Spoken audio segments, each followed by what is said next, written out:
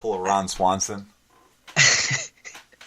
I think that we need wisdom to live well in God's world, as His people in whatever time and place that He's put us here, and we need our lives and our loves aligned properly. So no, you can't just withdraw. And I mean, Acts 17, Paul tells this to a bunch of pagans, that God is appointed when people would live and where, and so He hasn't given us who are alive, me and you having this conversation, people listening, and our the people we know, to live back before smartphones existed and before there was club soccer and all these and dressage,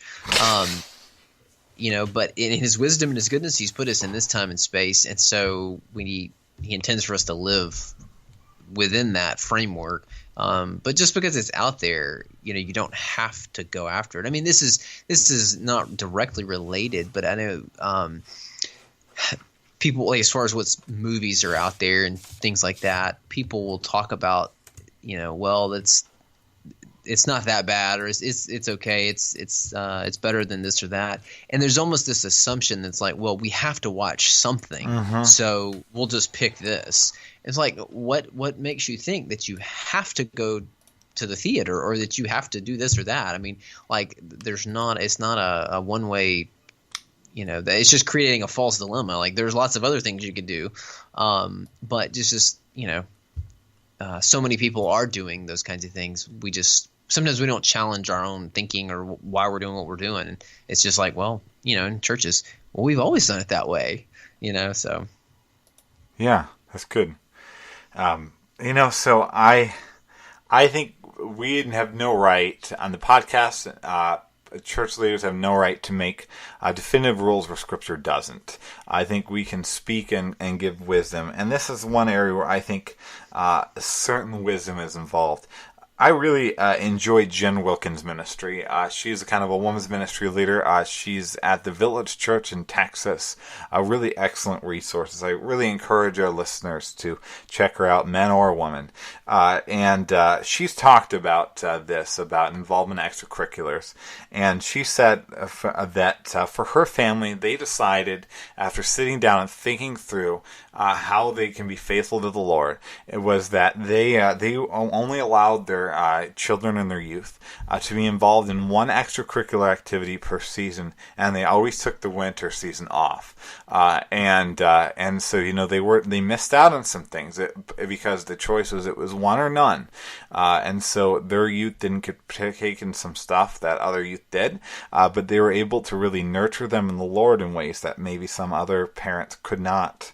And I think have some kind of rule like that for your family. Maybe it's not one or none. Maybe it's not take the winter off. But you need to have some thoughtful discretion with this kind of thing. Rather than just impulsively reacting to what children and youth want to do, instead make a rule. Make a decision about how you're going to approach it before it comes up. And I think maybe even for parents of young children, think about it now, many, many years before the decisions about whether or not to enroll Johnny in debate club and soccer and football and dressage comes up. Don't pick dressage, but So, yeah. Now, is intentionally limiting these opportunities worth the inevitable loss in scholarship and popularity?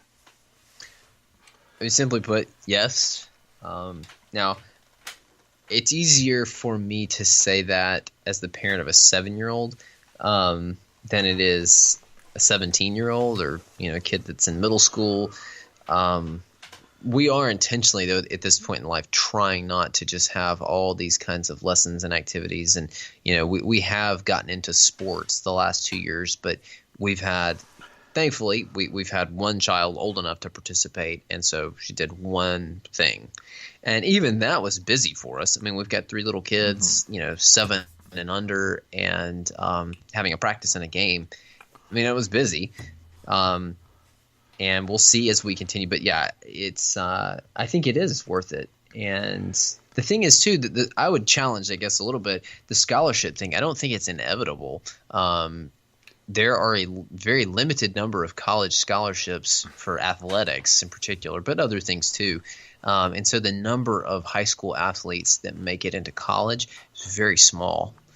and of any kind. We're not just talking about like the big boys. Just even very small schools. And so there's a lot of scholarship money that's out there. And the thing is, too, some of the money that gets spent on all the travel and the lessons and these kind of things, you put that in different investment vehicles, your return may be better in the end. Yeah, I think, and it's not just about the practical considerations there in the finances. I mean, there's spiritual things to consider. Your child's soul, their soul will live forever. Their career as a debater or a basketball player or dressage, whatever, I don't know what you call the person. That's not going to last forever. I think we call the person as someone who made a poor choice. Good. Sorry to our dressage-loving listeners. I know. We probably have a big base of dressage-loving listeners. Yeah, if Mitt Romney's listening, then... Yeah, I know. He's probably crying a little bit. So, yeah, I think you were so spot on. And legitimately, financially, it's not worth the price. And I think a lot of parents, and thinking about it, they just don't think about all the costs. They don't even contemplate on it. I knew a guy that was a big baseball guy and raised his children to really enjoy baseball. And he had one of his senior hires graduate high school and got a full ride baseball scholarship. And I was talking to him and he was very excited about it. But he said, realistically, for me, as for any parent that expects their children to be able to succeed in baseball and puts the costs involved to them to do that, the cost that I paid over since my child was young on baseball expenses, on travel leagues, on all the equipment I've had to buy since they were young, has actually dwarfed even the cost of the full ride scholarship over time. And I think that is nuts, And so I don't know that it's ever a smart really decision in that sense financially. But even beyond that, it will cost you to some degree. I think undoubtedly a child that participates in more extracurricular activities is going to have more friends, might be more popular, and things like that. But I think part of the point of the Christian faith is that it's going to cost you something. And if we have a Christian faith where it doesn't cost you anything, where it doesn't mean a missing out on anything ever, I don't know that that's the Christian faith that the Bible teaches. Yeah, that's not what Jesus was talking about. He said, deny yourself, take up your cross, and follow me. And I mean, we in the West, it's different for us. But again, this is where God has placed us. But you're right on that it is going to cost us something. Now, how can a parent explain why their child can't sign up for the basketball team, chess team, and 4-H club without having them volunteers and them just change their mind and just sign them up the next day? I think it's time for a lesson on love. And hopefully you've been doing this before this. But if not, I mean, you can repent and say, listen, we've given you wrong expectations. It's not my job to make sure that you're happy and satisfied all the time emotionally. Like, I can't even do that. You can't even do it for yourself. I sure can't do it for you. My job is to pass on the Lord's ways and to teach you the most important things and try to teach you what to love, who to love. And I can't do that if we just give you everything that your heart demands. That's not love. And so, and just talking, we're a family trying to follow the Lord. And so that means that, there's opportunity cost involved. And, if we say yes to this, that means we got to say no to some other things. And we got to weigh those things. What has God told us is most important to him? And I don't think that means that all you do as a family is, sit around and memorize Leviticus and minister as a family, and then you never do anything else. But at the same time, we're not called to only pursue the pleasures of the world or things that are good but not ultimate, and then go, well, but we prayed the prayer, right? Mm-hmm. So I mean, there's a lot of wisdom there. Nobody can make hard, like you said, you can't tell people they're in sin for not coming to your Wednesday night program at church. I really enjoy some works of Joel Beakey. I encourage readers to check out some of Joel Beeke's work. And he's very passionate and extreme at some points, but I think really, really solid and like a modern-day Puritan.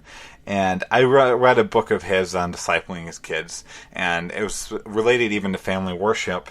And he kind of talked about how when he had teenagers, multiple of his teenagers wanted to be involved in extracurricular activities that would have gotten in the way of their family time in worship, of their family time, even in church to some degree.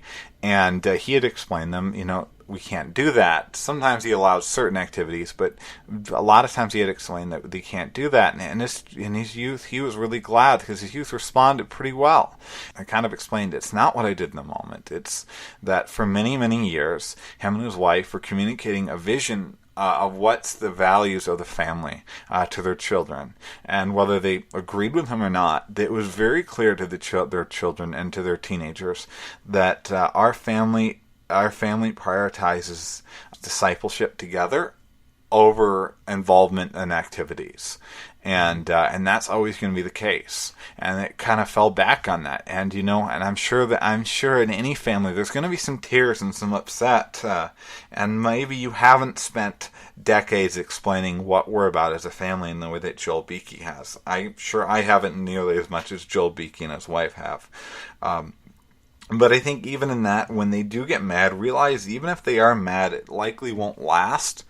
And even if it does last, sometimes the best decisions are the hardest decisions to make. But I think most teenagers that don't get to participate in dressage when they wanted to in 40 years will not be upset about that. I think most, yeah. I mean, there's some that they're going to hang on to it. That's still what they love, but and just not getting what they want. But I think that's good insight from Beeke. Now to close out, how does knowing Jesus help us fight these battles with idolatry and extracurriculars, or really anything? I think it's tasting and seeing that he is good, coming to genuinely know him and realize that he's better than all those other things. Those other things are good. They're blessings to be received with thanksgiving, but they're not to be made ultimate. Only he can satisfy us ultimately. And so I think it's just that daily growing in grace, leaning into him and praying that he would enable us to know him better, to see him more clearly as he really is, and so that we go, you know what, I would like to do this, or our kids go, yeah, I would like to do this, but you know what, Jesus is better, and I'm glad that my family is going, not just giving me everything I want. Now they're not going to say that probably in the moment, like, thanks for your wisdom, Mom and Dad. I really appreciate that. But I think, for parents having the courage to do that and then praying that would take root in their kids' heart as well. Well, I think that is really excellent words to end on today. So it's been good having this discussion with you, though, Ben. And I think this is an important issue. I think this is deeply, deeply relevant to almost all parents, as we've seen in those statistics. And as well as, I think, children and youth ministry workers. And I hope this is an encouragement to you if you listen to it. And I hope you enjoy your new year, even though we're recording it while it's still 2018, and maybe the rapture occurs before it's posted. Yep. Thanks for listening. God bless. Thank you for joining us for this episode of the Theological Family Ministry Podcast. If you have enjoyed this episode, please give us a review on iTunes and share the podcast with your friends on social media. All new episodes are available to listen to on Stitcher, SoundCloud, YouTube, Spreaker, and iTunes. We hope you have a great week, and join us again every first and third Thursday.